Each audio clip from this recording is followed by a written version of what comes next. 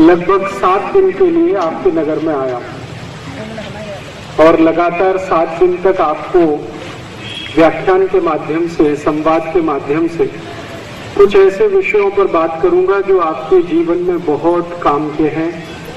दिन ब दिन आपकी अपनी जो समस्याएं हैं, परेशानियां हैं, उनमें उनकी बहुत सारी उपयोगिता हो सकती है। आज से और लगभग 7 दिन तक लगातार जो बात मैं करूंगा उसकी भूमिका के रूप में 2-3 आपको माहिती देना चाहता हूं। पहली माहिती तो ये कि आप सभी जानते हैं कि मैं बहुत अच्छे से मराठी भाषा नहीं बोल पाता, इसलिए हिंदी मराठी मिलाकर बात करूंगा।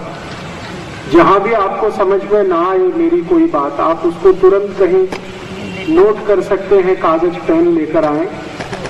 फिर व्याख्यान के अंत में हर दिन आधा घंटे प्रश्नोत्तरी के लिए सत्र रहेगा, तो आप उसमें अपनी शंका का समाधान कर सकते हैं, प्रश्न पूछ सकते हैं। जो बात समझ में नहीं आई उसको फिर से मैं आपको समझाने की कोशिश करूंगा।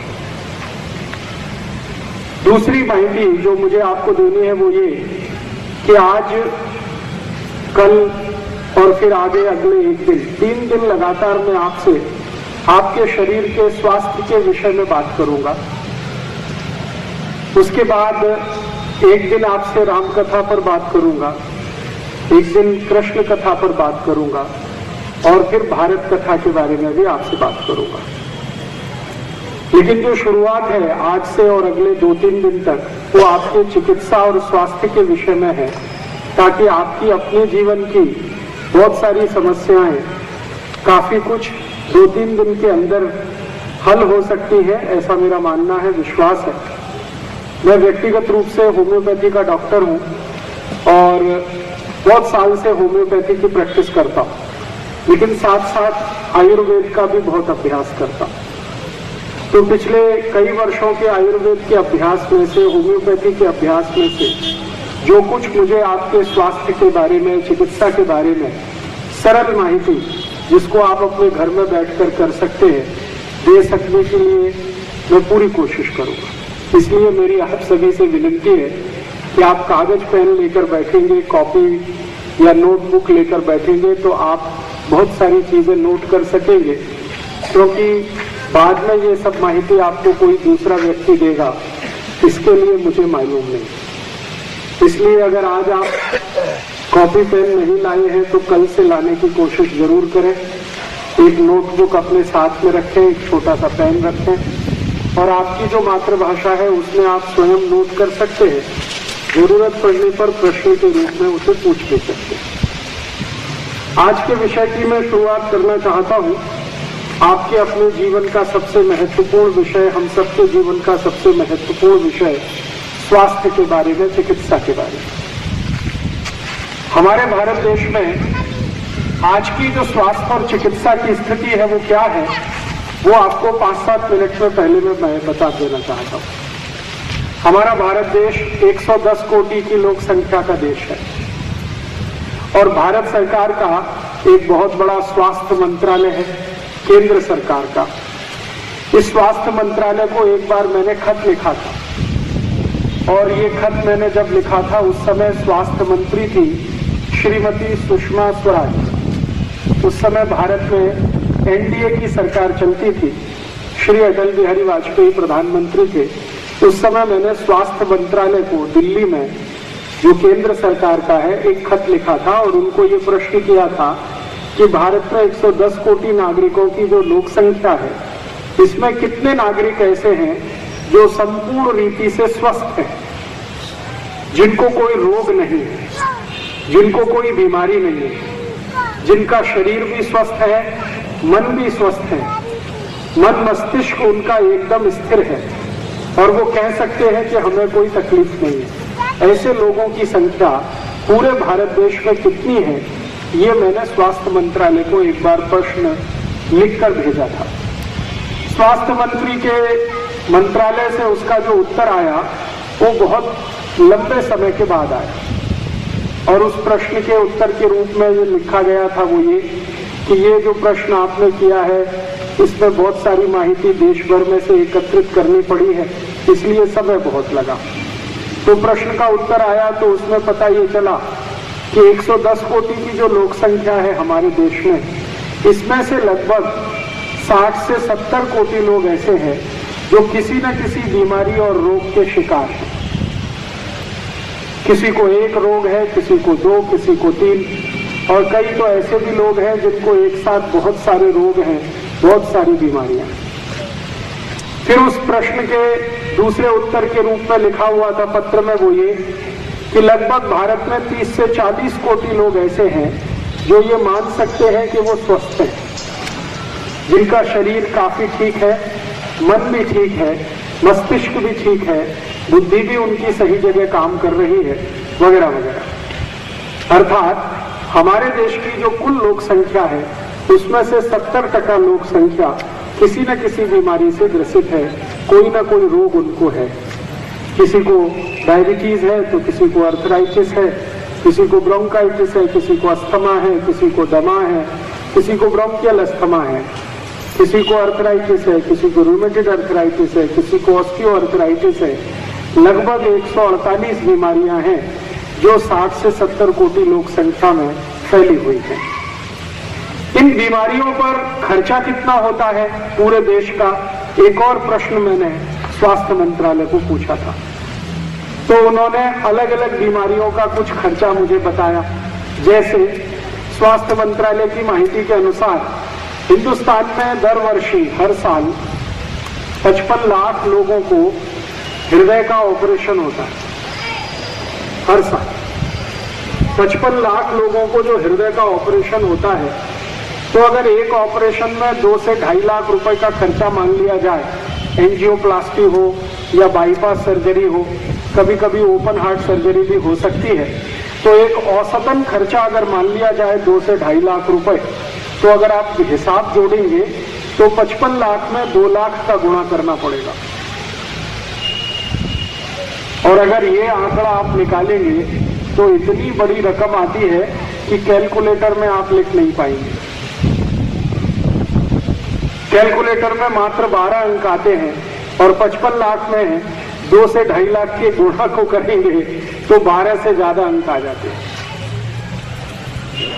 एक और दूसरी माहिती, भारत सरकार में 5 कोटि, भारत सरकार की माहिती के अनुसार 5 कोटि लोग इस देश में ऐसे हैं जिनको डायबिटीज है, मधुमेह, शक्कर का रोग। अगर डायबिटीज के किसी भी साधारण मरीज को इलाज कराते आप देखेंगे तो इंसुलिन का इंजेक्शन अगर वो लेता हो रोज, तो महीने का खर्चा कम से कम 500 से 600 रुपए और साल का खर्चा औसतन 5000 रुपए। और वो डायबिटीज के मरीज को आप जानते हैं कि जीवन पर्यंत इंसुलिन लेना ही पड़ता है। तो अगर वो 20 साल जिंदा रहा तो 20 साल में 5000 का गुणा कर लीजिए और उसके बाद 5 कोटि नागरिकों के हिसाब से गुणा कर लीजिए तो 70-80 हजार कोटि रुपए का खर्च निकलता है। इसी तरह से अगर गुर्दे दुखते हैं, कमर दुखती है, संधिवात हो गया है, ऐसे मरीजों की संख्या पूरे भारत में आप जोड़ेंगे तो 10 कोटि के आसपास निकलती है। इनका अगर रोज का खर्चा 20-25 रुपए से लेकर 200-250 रुपए तक आप माने तो 50 से 60 हजार कोटि रुपए इसमें खर्च होता है। इसी तरह की और बीमारियों का हिसाब जोड़ता मैं गया और सरकार की माहिती के अनुसार अंत में मुझे पता चला कि हमारे भारत के लोगों के स्वास्थ्य और चिकित्सा का ही खर्च एक वर्ष का 5,42,000 कोटि रुपए।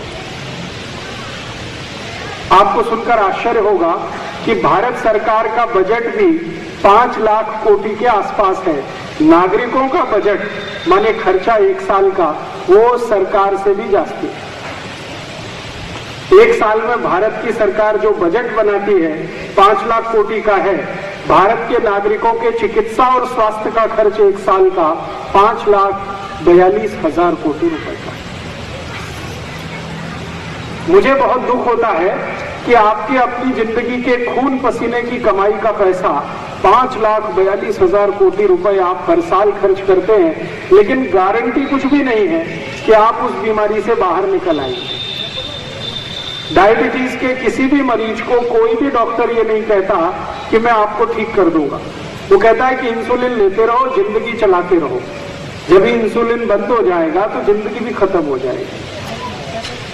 अगर गुर्दे दुखने वाले, कमर दुखने वाले किसी मरीज से बात करो और डॉक्टर के पास जाओ तो वो भी कहेगा पेन किलर है, जिंदगी भर खाते रहो, दर्द निवारक दवा है, जिंदगी भर खाते रहो, जब तक आपकी जेब देती है पैसे तब तक खाते रहो, नहीं तो दर्द इतना असहनीय हो कि आप मरने की ही प्रार्थना करो। कोई भी एक बीमारी में ऐसा नहीं है कि आपको कोई गारंटी दे। आपने एंजियोप्लास्टी कराई है, डॉक्टर को आपने 2.5 लाख रुपए दिया है, उससे पूछो कि डॉक्टर गारंटी कितनी है, तो कहेगा कोई गारंटी नहीं है, कल दोबारा भी हार्ट अटैक आ सकता है। आज एंजियोप्लास्टी कराया, कल दूसरा अटैक आ सकता है। और मैं चूंकि खुद भी डॉक्टर हूं तो ऐसे बहुत सारे मरीज मेरे पास आते हैं जिनको मैं देखता हूं कि एंजियोप्लास्टी कराया, 1 बार नहीं 2 बार कराया, 2 बार नहीं 3 बार कराया, फिर भी तकलीफ वहीं की वहीं है और बहुत तकलीफ और परेशानी से वो कभी किसी हॉस्पिटल से आते हैं मेरे पास कि राजू भाई अभी आप ही हमारी कुछ मदद करो, आप ही हमारे लिए कुछ रास्ता निकालो। ऐसी तकलीफ की स्थिति संपूर्ण भारत देश में बनी हुई। मैं आज आपसे विनम्रता पूर्वक एक बात कहने आया हूं ये कि हमारे जीवन की जितनी भी बीमारियां हैं, वो डायबिटीज हो या गुर्दे दुखना हो, कमर दुखना हो या कंधे का त्रास हो या मनके का त्रास हो, ये जितनी भी बीमारियां हैं जिनको आप जानते हैं अपने जीवन में, इनमें से 90% बीमारियां ऐसी हैं, 90% बीमारियां ऐसी हैं जो आपकी स्वयं की गलती से होती है। मात्र 10% बीमारियां ऐसी हैं जो दूसरे की गलती से आपको होती है। मात्र 10% बीमारियां, दूसरे की गलती से आपको होने वाली बीमारियों की संख्या सिर्फ 10% है। इसमें वायरल डिसीज भी है, बैक्टीरियल डिसीज भी। वायरल और बैक्टीरियल डिसीज जो होती है, विषाणु और जीवाणु से होने वाली जो बीमारियां होती हैं, उसमें आपकी गलती नहीं है, वो प्रकृति का प्रकोप है, उसमें आप फंस जाते हैं तो वो हो जाती है। ऐसी बीमारियों की संख्या और दूसरों की गलती से होने वाली बीमारियों का एक उदाहरण दूं। आप 40 गांव में किसी सड़क पर चुपचाप जा रहे हैं, पीछे से आके किसी स्कूटर वाले ने आपको टक्कर मार दी। अब इसमें आपकी कोई गलती नहीं, आप अपने रास्ते से चल रहे थे, स्कूटर वाले का बैलेंस बिगड़ा, उसने आपको टक्कर मार दी, अब आपको पांव में फ्रैक्चर हो गया या हाथ में फ्रैक्चर हो गया। ये बीमारी जो आई वो दूसरे की गलती से आई, इसमें आपकी गलती नहीं। इसी तरह से आप अपने रास्ते से चले जा रहे हैं, किसी कार वाले ने आपको टक्कर मार दी, तो आपको जो बीमारी आई वो दूसरे की गलती से आई, इसमें आपका कोई दोष नहीं। तो दूसरों की गलती से आने वाली बीमारियां, जिनमें जीवाणु और विषाणुओं वाली भी बीमारियां हैं, अंग्रेजी में जिनको वायरल और बैक्टीरियल डिसीज कहा जाता है, उनकी संख्या और दूसरी दुर्घटनाओं से होने वाली बीमारियों की संख्या कुल बीमारियों में मात्र 10% है। बाकी 90% बीमारियां, 90% डिसीज जो हैं, वो आपकी स्वयं की गलती से होती हैं। इसका अर्थ क्या हुआ? इसका सीधा सा अर्थ ये है कि हम अगर अपनी जिंदगी में गलतियां करना बंद कर दें, हमारी जो चूक हो रही है उसको सुधारना सीख लें, उसको ठीक कर लें, तो 90% बीमारियों से हमारी जिंदगी मुक्त हो सकती है। और ये बात पिछले 10 साल के अभ्यास के बाद मैं बहुत दावे से कह सकता हूं कि कोई भी व्यक्ति जो आप में से यहां बैठा हुआ है, अपने जीवन की 90% बीमारियों को स्वयं ठीक कर सकता है, जिसमें आपको डॉक्टर की ज्यादा जरूरत नहीं है, बस आपको थोड़ी माहिती की जरूरत है। अगर वो माहिती आपको मिल जाए तो आप स्वयं अपनी बीमारियों को ठीक कर सकते हैं, परिवार की बीमारियों को ठीक कर सकते हैं। आपसे जो गलतियां हो रही हैं, जिन गलतियों के कारण बीमारियां उत्पन्न हो रही हैं, आपसे जो चूक हो रही है, जो चूक के कारण बीमारी उत्पन्न हो रही है, वहां अगर आपने दुरुस्ती कर लिया तो जिंदगी आपकी बिना दवा खाए और बिना डॉक्टर के पास जाए बीत सकती है। ऐसी गारंटी मैं आपको दे सकता हूं। हमारे जीवन में स्वस्थ होना बहुत ही आसान है, स्वस्थ होना बहुत ही आसान है, और बीमार पड़कर डॉक्टर के पास जाना, दवाएं खाना और जिंदगी को बिताना, यह सबसे मुश्किल काम है। न सिर्फ मुश्किल है बल्कि कष्टकारी भी है। और इसमें कष्ट दो तरह के, एक तो आपको पैसे का कष्ट और दूसरा आपका शरीर का कष्ट। तो शरीर का कष्ट और पैसे का कष्ट, ये दोनों आपके जीवन से दूर हो सकें, आप अपनी गलतियों को सुधार सकें, आपके जीवन में होने वाली भूल को, चूक को ठीक कर सकें, इस दृष्टि से आज, कल और परसों 3 दिन मैं आपसे चिकित्सा के विषय पर बात करूंगा। और इसको हमारे मित्र श्री गुलाब भाई ने नाम दिया है स्वास्थ्य कथा, माने आपके शरीर के स्वस्थ रहने की कहानी या कथा मैं आपसे कहूंगा। हमारा अपना शरीर, इसके बारे में भारत की सबसे महान चिकित्सा पद्धति आयुर्वेद में जो कहा गया है वही बात मैं आपसे कहूंगा। आयुर्वेद में सबसे महान एक व्यक्ति हुए जिनको आप सबने नाम से तो सुना होगा, उनका नाम था भागवत। बहुत महान व्यक्ति। आयुर्वेद में 3 महान व्यक्ति हुए, एक थे चरक, एक थे सुश्रुत, एक थे भागवत। ये 3 महानतम हैं। इनको ऐसा कह सकते हैं आयुर्वेद चिकित्सा के ब्रह्मा, विष्णु और महेश। जैसे हम सब मानते हैं ना, हमारे 3 मुख्य देवता ब्रह्मा, विष्णु, महेश। ब्रह्मा जी ने सारे जग की उत्पत्ति कर दी, विष्णु जी उसका पालन करते हैं और महेश के हाथ में संहार करने की ताकत है। तो हम जैसे हमारे धर्म में ब्रह्मा, विष्णु, महेश का स्थान देखते हैं, वैसे ही आयुर्वेद चिकित्सा में चरक, सुश्रुत और भागवत का स्थान है। आपके मन में एक प्रश्न आ सकता है कि क्या चरक, सुश्रुत और भागवत के अलावा आयुर्वेद में और कोई नहीं हुआ? बहुत हुए, लेकिन इन 3 का स्थान सबसे ऊंचा है।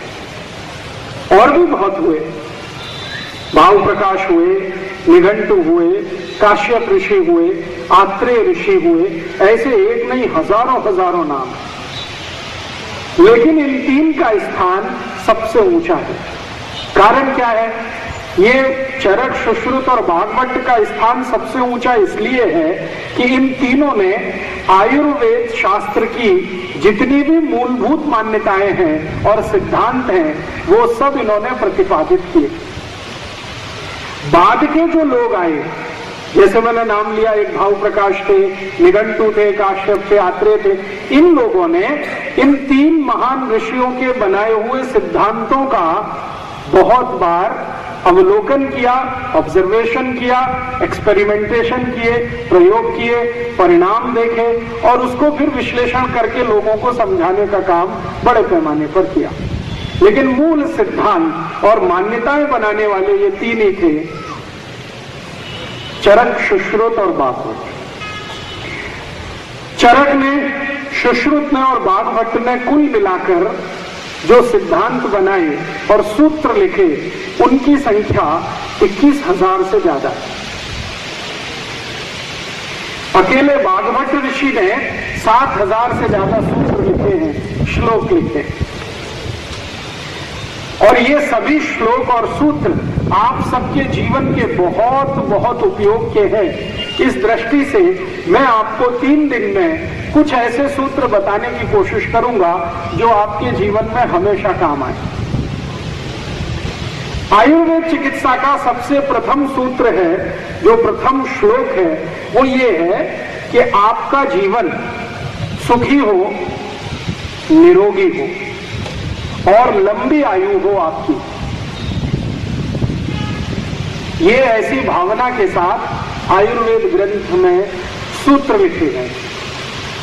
आपने कभी कभी सुना होगा, कभी शायद आपस में चर्चा भी की होगी, एक सूत्र अक्सर हमारे मुंह से निकलता है, श्लोक हमारे मुंह से निकलता है, सर्वे भवन्तु सुखिनः, सर्वे सन्तु निरामया, सर्वे भद्राणि पश्यन्तु, मां कश्चित् दुःख भाग् भवेत्। सर्वे भवन्तु सुखिनः माने सब सुखी हो जाएं, सर्वे सन्तु निरामया सब निरोगी हो, सब सुखी हो, सब निरोगी हो। ये जो कल्पना है और ये जो भावना है, ये दुनिया के किसी भी दूसरे शास्त्र में नहीं है, सिर्फ आयुर्वेद में। एलोपैथी में आज तक ऐसा कोई सूत्र, कोई लिखने वाला नहीं आया जिसकी भाव ऐसी हो कि सब सुखी हो, सब निरोगी हो। कहीं भी नहीं है एलोपैथी, होम्योपैथी में भी नहीं है। अगर आप ध्यान से ढूंढने की कोशिश करेंगे तो आयुर्वेद को छोड़कर दुनिया की किसी भी पैथी में नहीं है। एक ही सूत्र, सर्वे भवन्तु सुखिनः, सब सुखी हो जाएं, सब निरोगी हो जाएं, ये हम ईश्वर से प्रार्थना कर रहे हैं, आयुर्वेद में से निकला हुआ है। तो अगर सब सुखी हो, सब निरोगी हो, तो इसी के लिए आयुर्वेद की रचना की गई है। आयुर माने आयु और वेद माने ज्ञान। आपकी लंबी आयु हो, निरोगी हो, आपका जीवन सुखी हो, ऐसा ज्ञान देने वाले शास्त्र को आयुर्वेद कहा गया है। अब आपकी आयु निरोगी हो, लंबी हो, सुखी हो आपका जीवन, इसके लिए कुछ ऐसी माहिती उनमें दी गई है जिसको हर व्यक्ति अगर अपने जीवन में पालन करे तो उसको जीवन भर ही कोई रोग ना आए। मैं जब इनके शास्त्रों का अभ्यास कर रहा हूं पिछले कुछ वर्षों से, तो मुझे ये जानकर बहुत हैरानी होती है कि ये जो ऋषि थे, जैसे आत्रेय ऋषि थे, उनका आयु 136 वर्ष, काश्यप ऋषि 148 वर्ष जीवित रहे, खुद भागवत का आयु 127-128 साल का रहा, सुश्रुत का लगभग 132 साल का आयु, चरक का लगभग 136-137 साल का आयु।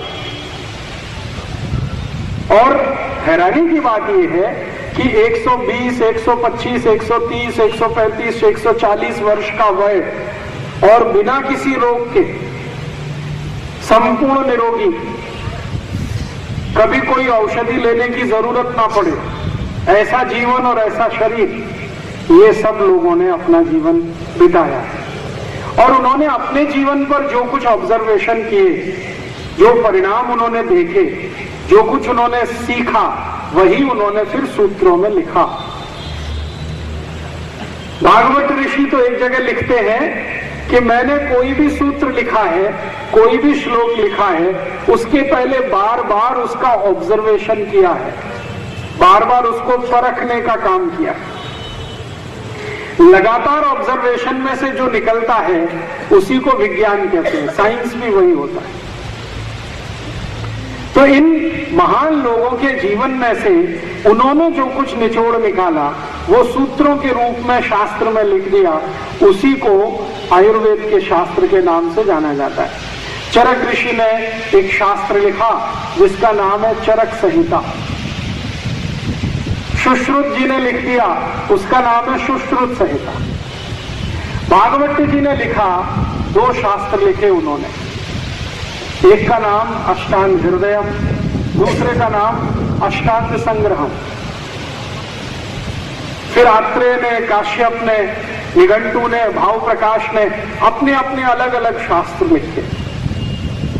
इन सभी शास्त्रों को पिछले 8-10 वर्षों से लगातार अभ्यास करते करते मैंने इसमें से कुछ सूत्र, कुछ श्लोक निकाले जो साधारण मनुष्य के जीवन में, आपके जीवन में, मेरे जीवन में, हम सभी के जीवन में बहुत मदद कर सकते हैं संपूर्ण जीवन को निरोगी बनाने में, निरामय बनाने में।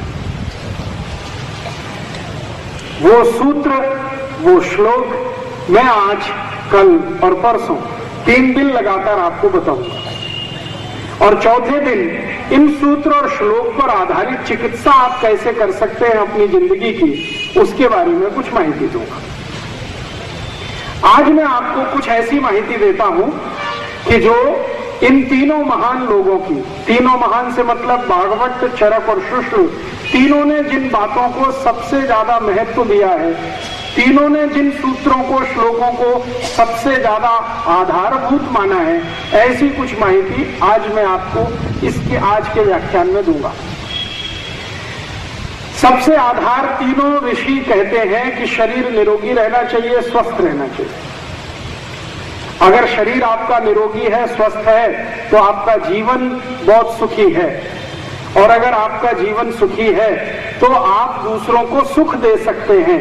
और अगर आपका जीवन सुखी नहीं है तो आप किसी को सुख नहीं दे सकते। ये सामान्य सिद्धांत है कि आप अगर स्वयं दुखी हैं तो दूसरे को सुख नहीं दे सकते, और अगर आप स्वयं सुखी हैं तो दूसरे को सुख दे सकते हैं। सुख की जो परिभाषा है वो हमारे अपने जीवन में आज के हिसाब से थोड़ी भिन्न है।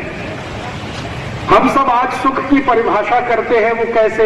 हमारे पास गाड़ी है क्या, एयर कंडीशनर है क्या, बड़ा बंगला है क्या, अच्छा बैंक बैलेंस है क्या, कोटि कोटि रुपए हैं क्या, पहनने को अच्छे कपड़े हैं क्या, आदि आदि। ये सब चीजों को देखकर हम सुख की परिभाषा तय करते हैं। लेकिन भागवत ऋषि कहते हैं कि ये हम गाड़ी होना, बंगला होना, एसी होना, कूलर होना या माइक्रोवेव ओवन होना, ये सुविधाएं हैं, सुख नहीं। ये सुविधाएं तो हैं, गाड़ी सुविधा है, लेकिन जरूरी नहीं है कि उसमें से सुख मिले। एसी सुविधा है, लेकिन जरूरी नहीं है कि उसमें से आपको सुख मिले। बहुत बड़ा बंगला होना ये सुविधा की बात है, लेकिन जरूरी नहीं है कि सुख मिले। मैं ऐसे बहुत सारे पेशेंट्स को जानता हूं, मरीजों को जानता हूं जो मेरे पास चिकित्सा के लिए आते हैं। उनके घर में एक एक गादी 1-1 लाख रुपए की है, गादी 1-1 लाख रुपए की है, और वो मुझसे दवा मांगते हैं नींद आने की कि राजीव भाई कुछ ऐसी दवा दो जो नींद आ जाए। तो मैं कहता हूं 1 लाख की गादी पे आपको नींद नहीं आती? तो कहते नहीं आती। रात भर इधर से उधर करवट बदलते रहते हैं, 2 बजे रात को सो के चलते रहते हैं, कंपोज की गोलियां खाते हैं, 1 से नींद नहीं आती तो 2 खाते हैं, 2 से नहीं आती 3 खाते हैं, 3 से नहीं आती तो 4 भी खाते हैं। फिर कहते हैं सवेरे 3 बज जाते हैं, तब थोड़ी देर के लिए नींद आती है। 1 लाख रुपए की गादी है एक, और वो जापान से लाई हुई है, नींद नहीं आती। तो वो जो 1 लाख रुपए की गाड़ी है वो सुविधा तो है, लेकिन अगर उस पर नींद नहीं आती है तो उसमें सुख नहीं है। उससे अच्छा ये है कि किसी के पास 1 लाख की भी गाड़ी नहीं है, ऐसे ही जमीन पे सो जाता है, लेकिन रात भर उसको 7 घंटे अच्छी झोंक होती है, तो उसको सुख है। उसके पास सुविधा नहीं लेकिन सुख है, अच्छी झोंक का, नींद का सुख उसके पास है। हम अपनी जिंदगी में सुविधाओं को सुख से अलग करना सीख लें तो बहुत अच्छा होगा। हमने आजकल सुविधाओं में सुख ढूंढना शुरू किया है, वो नहीं मिलता है। सुख जो है मन और शरीर की एक विशेष अवस्था है जो बिना सुविधा के भी हो सकती है। मैं ऐसे एक नहीं आपको सैकड़ों उदाहरण दे सकता हूं। मेरे पास कई ऐसे लोग हैं जिनके पास 35 लाख रुपए की गाड़ी है, उसमें वो सवेरे से शाम तक चलते हैं, लेकिन मनके का त्रास इतना जबरदस्त है कि रात दिन परेशान रहते हैं। अब 35 लाख की गाड़ी उन्होंने लाई है सिर्फ इसलिए कि कमर को थोड़ा भी झटका ना लगे, फिर भी उनके मनके का त्रास जाता नहीं है। तो 35 लाख की गाड़ी सुविधा तो है, सुख नहीं। और उससे ज्यादा अच्छा मेरे पास ऐसे भी मरीज हैं जो मजदूरी करते हैं, डेली ठेला चलाते हैं, मजदूरी करते हैं, और कम से कम पीठ पर 100-100 किलो वजन के दिन भर में 50-60 बोरे इधर से उधर ले जाके रखते हैं। उनको कोई मनके का त्रास नहीं है, उनके पास सुविधा नहीं है लेकिन सुख है। बिना मनके के त्रास के उनका जीवन है। तो हम इस बात को ध्यान से समझ लें कि सुविधाएं बहुत हों घर में, जरूरी नहीं है कि सुख आ जाए। सुख आएगा तब जब आप निरोगी होंगे, तब आपके शरीर को कोई त्रास नहीं, कोई रोग नहीं, कोई आपको तकलीफ नहीं। मन में, तन में, शरीर में, मस्तिष्क में, बुद्धि में, सब तरफ से निर्मल और निरामय जीवन है। भले आपके पास पैसा ना हो तो आप सबसे सुखी व्यक्ति होंगे। ये आयुर्वेद की परिभाषा है। तो आयुर्वेद ये कहता है कि आप सुखी हो, निरोगी हो, निरोगी होने के बाद ही आपको सुख मिलेगा। तो निरोगी होने के लिए आयुर्वेद ने बहुत सारे सूत्र दिए हैं, बहुत सारे श्लोक लिखे हैं। उनका अगर आप अपने जीवन में पालन करते हैं तो आप जीवन भर निरोगी होंगे, ऐसी गारंटी मैं दे सकता हूं आयुर्वेद की तरफ से।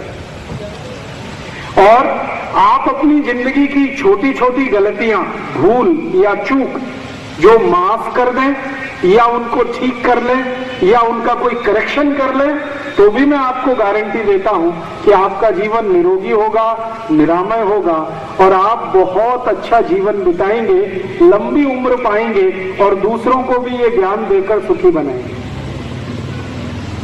क्या है वो छोटी छोटी सी बातें जो सूत्र के रूप में आयुर्वेद के अलग अलग शास्त्रों में लिखी गई हैं, मैं आपको आज उनको कहना चाहता हूं। सबसे पहला सूत्र, अगर आपके पास कागज पेन है तो जरूर लिख लीजिए, नहीं है तो दिमाग पे लिख लीजिए। ये आपका मस्तिष्क है ना, ये कंप्यूटर से भी ज्यादा अच्छा। कंप्यूटर कई बार गड़बड़ कर देता है, वायरस आ जाता है तो सब कुछ उसमें से चला जाता है, इस मस्तिष्क में से नहीं जाएगा। अगर ठीक से सुनेंगे, ध्यान से सुनेंगे तो मस्तिष्क पे ही नोट हो जाएगा। कल या रात को घर जाके कागज पेन से लिख लीजिएगा। पहला सूत्र, जीवन को निरोगी रखना है, निरामय रखना है, तो अपने शरीर का ध्यान जरा करिए। आपका शरीर, उस पर थोड़ा ध्यान दीजिए और ये बताइए कि आपके शरीर का सबसे महत्वपूर्ण भाग कौन सा है। अंगों की बात नहीं कर रहा हूं, अंग और उपांग को छोड़ दीजिए। कोई कहेगा हृदय बहुत महत्वपूर्ण है, कोई कहेगा लीवर बहुत महत्वपूर्ण है, किडनी, इसकी बात नहीं कर रहा हूं। शरीर के अगर 2-3 हिस्से करना हो, नीचे का एक हिस्सा, मध्य का एक हिस्सा और ऊपर का हिस्सा, इसमें से बता दीजिए कौन सा सब महत्वपूर्ण है। जी, ऊपर का मस्तिष्क, ये सबसे महत्वपूर्ण है। आप मानते हैं सब लोग मस्तिष्क सबसे महत्वपूर्ण है? बिल्कुल नहीं है जी। पेट, आपके शरीर का जो मध्य भाग है, यही सबसे ज्यादा महत्वपूर्ण है। अगर ये ठीक से ना चले तो मस्तिष्क भी नहीं चलेगा। मस्तिष्क को चलाने के लिए ऊर्जा चाहिए, ऊर्जा देने का काम वो पेट ही करता है।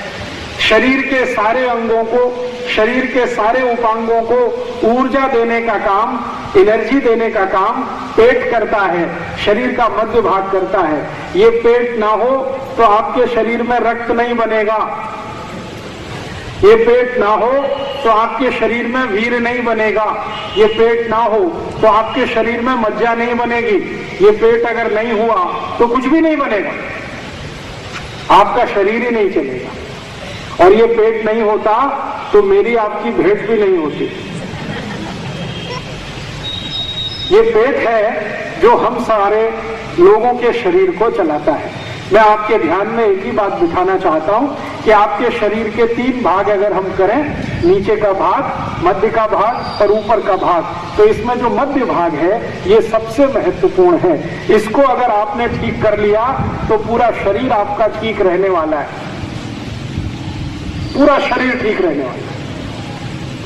अब मध्य का भाग आपका सबसे महत्वपूर्ण है, ये अगर आपके समझ में आ जाए, क्योंकि हम जो कुछ भी खाते हैं वो पेट में ही जाता है, पेट में से उसका पाचन होता है, पाचन होने के बाद उसमें से रक्त बनता है, मांस बनता है, मज्जा बनती है, वीर्य बनता है, उसी में से शरीर के लिए पोषक तत्व मिलते हैं।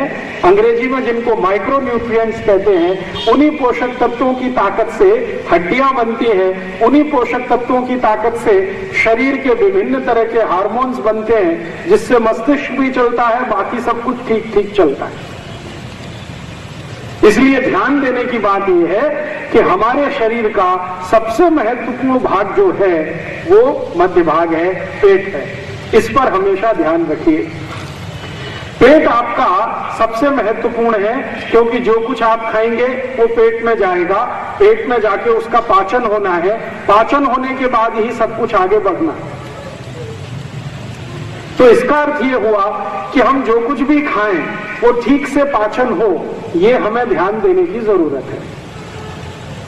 अगर आप खा रहे हैं और उसका पाचन ना हो तो खाना बेकार है, कितना भी अच्छा हो। आप जो कुछ भी खा रहे हैं अगर ठीक से पाचन नहीं होता, डाइजेशन नहीं होता, तो कितना भी अच्छा खाना है, वो करोड़ रुपए का हो या 10 करोड़ रुपए का, बिल्कुल बेकार है। और इसके विपरीत आप जो कुछ भी खा रहे हैं अगर ठीक से पाचन होता है तो वो भले कितना ही सस्ता हो, वो सबसे अच्छा है। तो खाना सस्ता है या महंगा, इसमें मत फंसिए। खाना पाचन हो रहा है या नहीं, इसका ध्यान दीजिए। अगर आप कुछ भी खाएं और आपको ठीक से पाचन हो जाए तो आप बहुत दुरुस्त और तंदुरुस्त रहने वाले हैं। और जो आप ठीक से पचा नहीं पाए, भले ही कुछ भी खाएं, तो जिंदगी भर बीमार रहने वाले हैं। तो आप अपने शरीर के मध्य भाग, जिसको हम पेट कहते हैं, इस पर ध्यान देंगे। मराठी में शायद पोट कहते हैं, हिंदी में पेट कहते हैं। इस पर अगर ध्यान देंगे तो जीवन आपका बहुत आसान, सुखी, निरोगी और आगे बढ़ाने वाला होगा, आयुष्य बढ़ाने वाला होगा। अब हमारा पेट ठीक रहे, इसका माने जो कुछ भी खाएं उसका ठीक से पाचन हो जाए। इस दृष्टि से आयुर्वेद में कई सूत्र लिखे, चरक ऋषि ने लिखे, भागवत जी ने लिखे, काश्यप जी ने लिखे, आत्रेय ने लिखे, ऐसे कई ऋषियों ने लिखे। उनमें से जो कॉमन है वो मैं आपको बताऊंगा। हम पहले एक छोटा सा उदाहरण है तो हमको समझ में आए आपको ऐसी एक बात मैं आपसे बोलता हूं। आप सभी माताएं यहां बैठी हैं, रसोई घर में, स्वयंपाक घर में आप नियमित रूप से काम करते हैं। आपके पास अगर दूध है और आपके पास चावल भी है और खीर बनानी, दूध भी है, चावल भी है, लेकिन आग नहीं है, अग्नि नहीं है, तो खीर बन सकती है? नहीं बन सकती। इसी तरीके से आपके पास पानी बहुत अच्छा है, चावल भी बहुत अच्छा है, अग्नि नहीं है, भात पकेगा नहीं। आपके पास बहुत अच्छा भाजी पाला है और बहुत अच्छा मसाला है, लेकिन अग्नि नहीं है, तो भाजी बनेगी? नहीं बनेगी। मैं आपके ध्यान में ये लाना चाहता हूं कि स्वयंपाक घर में सबसे महत्वपूर्ण जो तत्व है वो अग्नि है। अगर स्वयंपाक घर में अग्नि नहीं है, बाकी सब कुछ है, तो स्वयंपाक घर किसी काम का नहीं है। कुछ भी आप नहीं बना सकते। आप इस बात को अगर ठीक से समझ लें कि स्वयंपाक घर में कुछ भी खाना बनाना हो, भोजन पकाना हो, तो अग्नि सबसे आवश्यक तत्व है। अगर ये बात आपको समझ में आती है तो आपके शरीर के लिए भी बात बहुत आसान से समझ में आएगी कि जो अग्नि स्वयंपाक घर के लिए सबसे महत्वपूर्ण है, वही अग्नि आपके पोट के लिए भी सबसे महत्वपूर्ण है। अगर आपके पोट में अग्नि नहीं है तो आप कुछ भी खाइए, कभी भी नहीं पचेगा। स्वयंपाक घर में अग्नि नहीं है तो कुछ भी लाइए, कभी भी भोजन नहीं बनेगा। तो जैसे स्वयंपाक घर की अग्नि महत्वपूर्ण है, ऐसे ही पोट की अग्नि महत्वपूर्ण है।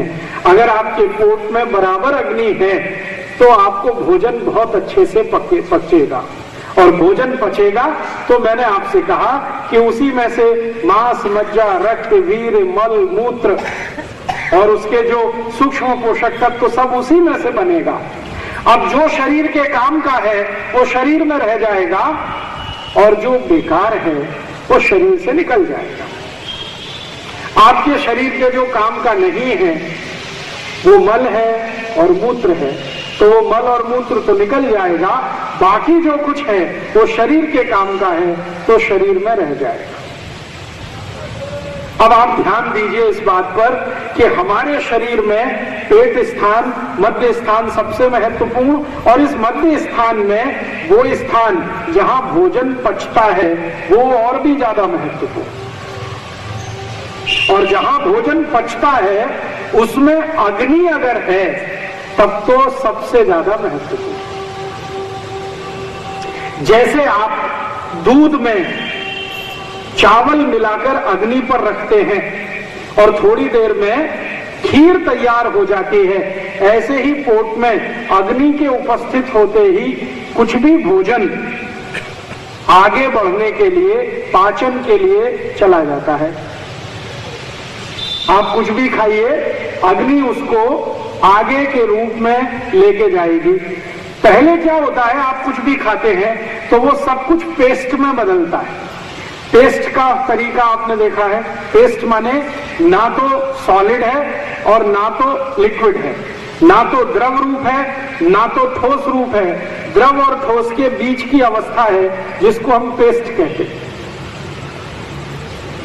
हमने कुछ भी खाया तो वो पहले पेस्ट में बदलता है और पेस्ट थोड़ी देर के बाद रस में बदलता है और रस के आगे की जो स्थिति है फिर वो सब है जो मैं आपको बार बार कह रहा हूं, मांस, मज्जा, रक्त, वीर, मल, मूत्र, ये सब उसी के आगे आगे निकलता है। तो आपने कुछ खाया है, वो आपके पेट में जाए, ठीक रूप से पचे और पचने के बाद उसमें से मांस, मज्जा, रक्त, वीर, मलमूत्र सम्यक मात्रा में बने, माने जितनी जरूरत है उतनी मात्रा में बने, तो जीवन पर्यंत आप बिना किसी रोग के निरोगी रहते हुए अपने जीवन को बिताएंगे। आयुष्य आपका बहुत अच्छा होगा। ये सूत्र है। अब इस सूत्र के लिए भागवत ऋषि ने सबसे ज्यादा मेहनत करके खोज किया है। सबसे ज्यादा भागवत ऋषि ने इस एक छोटी सी बात पर कि हम जो कुछ भी खाते हैं, खाने के बाद उसका जो पाचन होता है, पाचन के बाद की जो आगे की क्रियाएं हैं, इस पर सबसे ज्यादा रिसर्च भागवत जी ने किया। चरक ने किया, सुश्रुत ने थोड़ा बहुत किया, लेकिन सबसे ज्यादा भागवत ने किया और सबसे ज्यादा सूत्र इस विषय पर फिर उन्होंने ही लिखे। इसलिए उनके शास्त्र, जिसका नाम है अष्टांग हृदय, उसमें से निकालकर 2-3 सूत्र बताता हूं कि आप जो खा रहे हैं वो ठीक से पचना चाहिए, उसके लिए अग्नि प्रदीप्त होनी चाहिए। इसके लिए सूत्र है। सूत्र क्या है? आपकी अगर पेट में अग्नि अच्छे से प्रदीप्त हो रही है, आप जो कुछ भी खा रहे हैं अच्छे से पच रहा है, तो इसमें ध्यान देने की बात यह है कि कौन कौन से ऐसे तत्व हैं जिनसे अग्नि बाधित हो सकती है। कौन कौन से ऐसे तत्व हैं जिनसे अग्नि बाधित हो सकती है। अब मैं आपसे एक सरल प्रश्न पूछूं तो आपको तुरंत ये ध्यान में आएगा। आपके स्वयंपाक घर में आपने भोजन बनाना है, मान लीजिए खीर बनानी है, आपने दूध और चावल दोनों मिलाकर रख दिया, आपकी गैस जल रही है, बर्नर ऑन है और वो खीर बन रही है। अब अगर मैं इस बर्नर को जलते हुए पानी डाल दूं,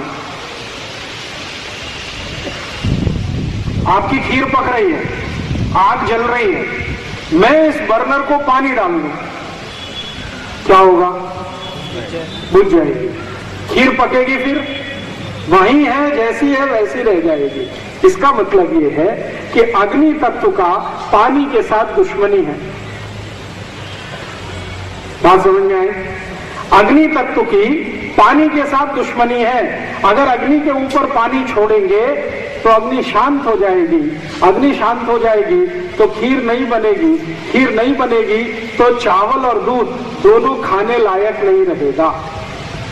खीर बने तो चावल और दूध खाने के योग्य होगा, खीर बनेगी ही नहीं तो चावल भी खाने लायक नहीं, दूध भी पीने लायक नहीं। इसका महत्व का बात जो समझने का है वो ये कि अग्नि तत्व के ऊपर पानी ना आ जाए, इसका ध्यान हम रखते हैं कि नहीं स्वयंपाक घर में? अगर ये ध्यान आप रोज रखते हैं तो पोट में क्यों नहीं रखते इसका ध्यान? आप बोलेंगे जी हम क्या गलत करते हैं पोट में? आप गलत ये करते हैं कि आपने भोजन किया, भोजन करने के बाद उसको पाचन होना है, पाचन होने के लिए अग्नि प्रदीप्त होगी। जैसे ही आपने भोजन किया फिर गट गट गट गट लोटे पे लोटा पानी पीना शुरू कर दिया। अब क्या होगा?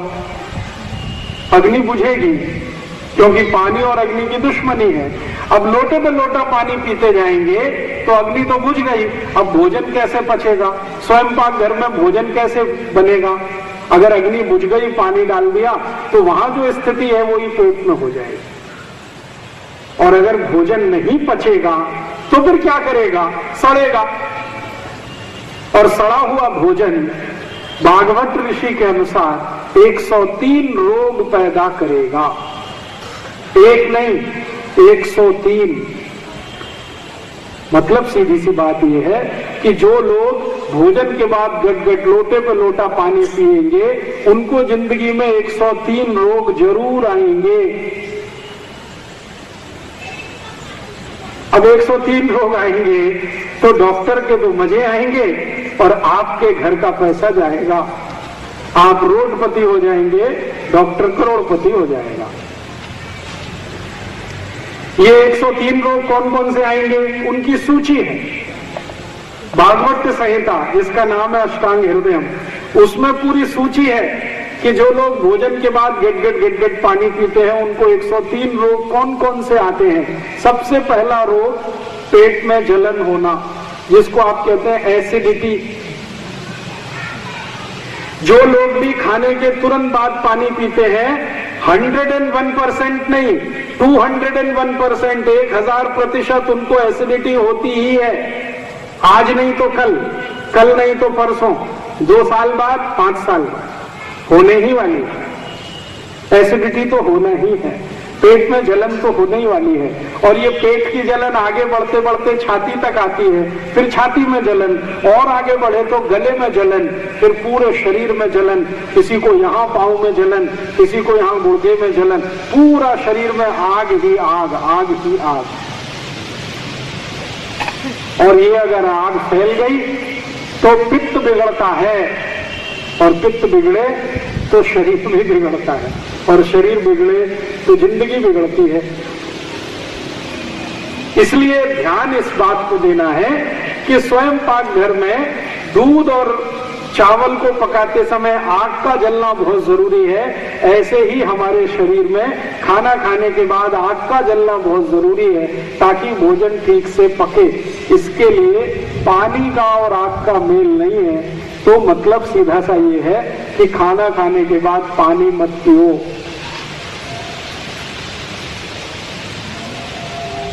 भागवत ऋषि इस सूत्र को संस्कृत में कहते हैं भोजनांते विषम वारी। भोजन के अंत में पानी पीना विष पीने के जैसा है। विष माने जहर।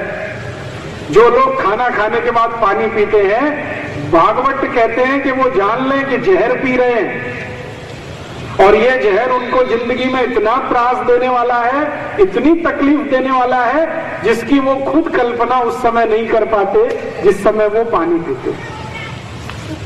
मैंने वो सूची पढ़ी भागवत ऋषि की लिखी हुई, तो उसमें एसिडिटी माने पेट की जलन पहले नंबर पर है, और आखिरी नंबर पर उसमें जो बीमारी है वो है कैंसर। माने पेट की जलन से जो शुरू हुआ तो वो कैंसर तक जा सकता है।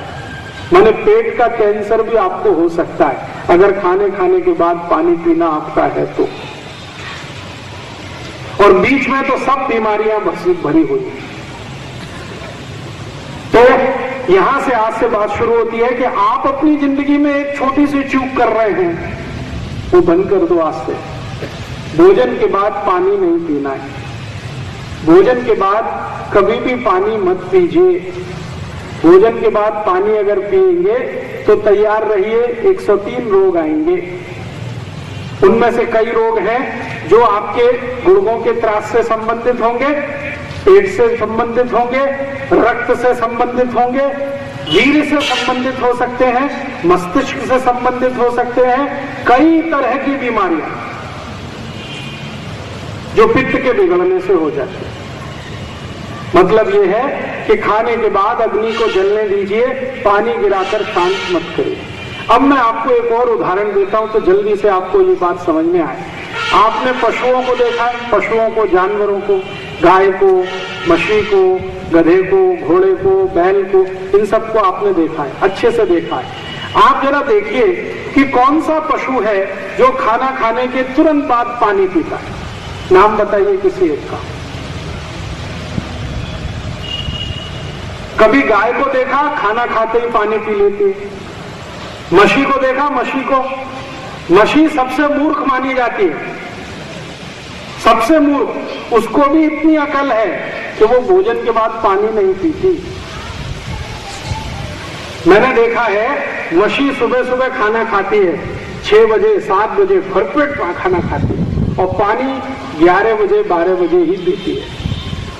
मैंने खाना खाने के 4 तास बाद पानी पीती है मछली। उसको भी इतनी अकल है, मनुष्य को नहीं है। मनुष्य मछली से भी गया बेटा। कुत्ते को देखिए, मछली को देखिए, गाय को देखिए, बैल को देखिए, गधे को देखिए, घोड़े को देखिए, हाथी को देखिए, किसी भी जानवर को देखिए, भोजन करने के साथ कोई भी जानवर पानी नहीं पीता। कम से कम 4 तास, अधिक से अधिक 5 तास के बाद ही सब जानवर पानी पीते हैं। इसलिए किसी भी जानवर को गुर्दे का त्रास नहीं होता,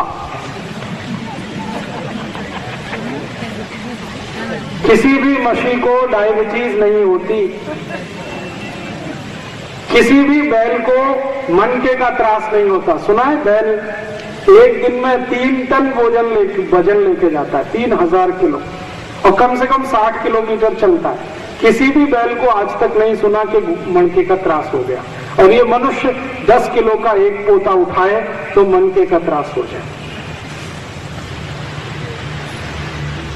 डायबिटीज हो जाए, अर्थराइटिस हो जाए, अस्थमा हो जाए, 148 रोगों की लिस्ट है जो कभी भी हो जाए। तो मुझे भागवत ऋषि के ये सूत्र को आपके ध्यान में लाना है। वो ये भागवत ऋषि कहते हैं भोजनांते विषमवारी, भोजन के अंत में पानी पीना तो जहर पीने के जैसा है, विष पीने के जैसा है। मतलब मेरा आपको एक छोटी सी सूचना है कि भोजन के बाद पानी मत पियो। तो क्या होगा? आप जो कुछ भी खाएंगे अग्नि प्रदीप्त होगी, अग्नि से उसका पाचन हो जाएगा, पाचन के बाद उसमें से मांस, मज्जा, रक्त, वीर, मलमूत्र ठीक से बन जाएगा, वो शरीर के काम आ जाएगा। इसलिए भोजन के बाद पानी मत पियो। तो आप पूछेंगे कब तक नहीं पिए? पशु तो 4 घंटे नहीं पीते, 4 तास। आप अभी मैं आपको एक सरल माहिती दे देता हूं, फिर आप तय कर सकते हैं कि कितने घंटे बाद पिए। हम जो कुछ भी खाते हैं, मैंने आपसे कहा कि पहले वो पेस्ट में बदलता है। पेस्ट आप समझते हैं, कोई वस्तु ना तो द्रव है ना तो ठोस है, बीच की अवस्था है, ना तो सॉलिड है ना तो लिक्विड है, बीच की अवस्था पेस्ट। तो जो कुछ भी खाया वो पेस्ट में बदलता है। इसको लगभग 1 तास लगता है। और पेस्ट के बाद अगला जो चरण है वो है रस बनने का। पहले पेस्ट बनेगा भोजन, फिर बाद में रस में बदलता है। और रस बदलने का जो समय है वो 1 तास से शुरू होता है और 2 तास तक चलता है। आप जानते हैं कोई भी चीज रस बने तो उसमें पानी का होना आवश्यक है, नहीं तो रस नहीं होगा। तो जब भोजन रस बनना शुरू करता है उस समय पानी पीना सबसे अच्छा होता है। तो कम से कम 1 तास बाद, जास्ती से जास्ती 2 तास बाद पानी पीना। आप बोलेंगे अरे ये कैसे होने वाला है, हमारी तो आदत पड़ी हुई है। बहुत लोगों को मैंने देखा है कि भोजन कम पानी ज्यादा पीते हैं। 1 लोटा नहीं 2-2 लोटा लगता है उनको, 3-3 लोटा लगता है। ये आदत बदलनी पड़ेगी, नहीं तो आप स्वस्थ नहीं रह सकते। अगर आपको स्वस्थ होना है, पेट के रोगों से मुक्ति पानी है, तो भोजन के बाद पानी पीना तो बंद करना ही पड़ेगा। तो आप ये पूछ सकते हैं कि कुछ और पी सकते हैं क्या? हाँ, कुछ और पी सकते हैं। भागवत ऋषि ने एक सूत्र लिखा, उसमें पहला सूत्र तो ये भोजनांते विषमवारी, भोजन के अंत में पानी पीना विष पीने के बराबर है, माने पानी मत पियो। 1 तास से 1.5 तास के बीच में पानी पियो। दूसरी बात उन्होंने ये लिखी है कि अगर कुछ पीना ही है द्रव रूप में तो भोजन के बाद आप ताक पी सकते हैं। भोजन के बाद दूध पी सकते हैं, और भोजन के बाद कोई भी फल का रस पी सकते हैं, पानी नहीं पी सकते। ताक पी सकते हैं, दूध पी सकते हैं, फल का रस पी सकते हैं, पानी नहीं पी सकते। अब आपके मन में तुरंत एक प्रश्न आएगा कि ताक पी सकते हैं, पानी क्यों नहीं पी सकते? ताक में भी तो पानी ही है कि नहीं? दही तो थोड़ा ही है, पानी तो ज्यादा है, और दूध में भी तो पानी ही है, और रस में तो पानी ही पानी है। तो रस पी सकते हैं, ताक पी सकते हैं, दूध पी सकते हैं, तो पानी क्यों नहीं पी सकते? इसका उत्तर मैं सरल तरीके से देता हूं। आपने कोई फिल्म का गीत सुना? मुझे फिल्म का नाम याद नहीं, गीत याद है, पानी रे पानी तेरा रंग कैसा, जिसमें मिला दो उस जैसा। ये है ना, ये गीत आपके शरीर की फिलॉसफी है। पानी रे पानी तेरा रंग कैसा, रंग से मतलब गुण, उसके गुण कैसे हैं पानी के? पानी के अपने गुण कुछ भी नहीं है, जिस चीज में आप मिला देते हो वैसा ही है। पानी को दही में मिलाया, ताक बनेगी, तो उसमें पानी का गुण नहीं आएगा, दही का आएगा। पानी को दूध में मिलाया तो पानी में पानी का गुण नहीं आएगा, दूध का गुण आएगा। अगर आम का रस निकाला आपने और उसमें पानी मिलाया तो उसमें पानी का गुण नहीं आएगा, आम का गुण आएगा। संतरे का रस निकाला, उसमें पानी मिला दिया तो पानी नहीं रहेगा, वो संतरे का गुण उस पानी में आ जाएगा। तो पानी पीने का तो निषेध है, लेकिन रस पी सकते हैं, क्योंकि रस में जो पानी है वो फल के गुण वाला है। ताक में जो पानी है वो दही के गुण वाला है, दूध में जो पानी है वो दूध के गुण वाला है। तो आप भोजन के बाद अगर कुछ पीना चाहते हैं तो 3 चीजों का आपको परमिशन है। आप या तो रस पीजिए, या तो दूध पीजिए, और या तो ताक पीजिए, पानी मत पीजिए। पानी कब पीना है? कम से कम 1 तास 30 मिनट के बाद पानी पीजिए, 1.5 तास के बाद पानी पीजिए। अब चलेगा? फिर कुछ लोग कहेंगे गले में फंस गया तो, भोजन गले में फंस गया तो। भोजन गले में कब फंसता है, इसके लिए भी एक कारण है। अगर आप भोजन जल्दी जल्दी खाएंगे तो जरूर गले में फंसेगा, लेकिन धीरे धीरे खाएंगे कभी भी नहीं फंसेगा। मराठी में एक वो सूत्र है ना, सावकाश गया हड़ू हड़ू गया, ये तो बहुत बड़ा सूत्र है। जिस महान व्यक्ति ने ये सूत्र मराठी में लिखा उसको मैं वंदन करता हूं। उसने भागवत संहिता का सारा निचोड़ एक सूत्र में लिख दिया, सावकाश गया हड़ू हड़ू गया। भागवत ऋषि को ये बताने में 7000 सूत्र लगे, और जिस मराठी महान व्यक्ति ने ये लिख दिया सावकाश गया हड़ू हड़ू गया, वो जरूर भागवत का पक्का चेला रहा होगा। गुरु की सब माहिती लेके उसने एक सूत्र में लिख दिया, धीरे धीरे खाओ, जल्दी जल्दी मत करो। तो जल्दी जल्दी नहीं करोगे तो गले में नहीं फंसेगा, धीरे धीरे खाएंगे गले में आराम से उतर जाए। इसलिए पानी की अब आज से दिक्कत खत्म, आप धीरे धीरे खाना खाइए। अब आप पूछेंगे कि कितना धीरे खाएं? इसकी भी तो कोई लिमिट होगी। कोई कहेगा जी 1 तास लगाएं खाना खाने में, कोई कहेगा 2 घंटे खाना खाते रहें क्या, या दिन भर खाते ही रहें क्या? इसकी भी तो कोई लिमिट होगी, कोई मिनिमम कोई मैक्सिमम। तो इसकी लिमिट में बहुत अच्छा एक सूत्र मैं आपको बताता हूं, कितना धीरे खाना। आप सबके लिए अपना अपना समय भोजन का निकालना है, तो एक सरल सूत्र बताता हूं। आज रात को नहीं तो कल सुबह आप अपने घर में आरसे के सामने खड़े हो जाइए और मुंह खोलिए और अपने दांत गिनिए। आपके घर में जहां भी आरसा लगा है उसके सामने खड़े होकर मुंह खोलकर अपने दांत गिनिए। आपके कितने दांत हैं? तो आप कहेंगे 32, कोई कहेगा 30, कोई कहेगा 28, कोई कहेगा 26, ऐसे सबके अलग अलग होंगे। जरूरी नहीं है कि सबको 32 हो, ये भी जरूरी नहीं है कि सबको 28 हो, अलग अलग होंगे। तो सभी व्यक्तियों के लिए भोजन का समय भी अलग अलग तय होगा। तो आप पहले कल गिन लो अपने अपने दांत कितने हैं, जितने आपके दांत हैं उसके हिसाब से आपके भोजन का समय नक्की होगा। कैसे होगा?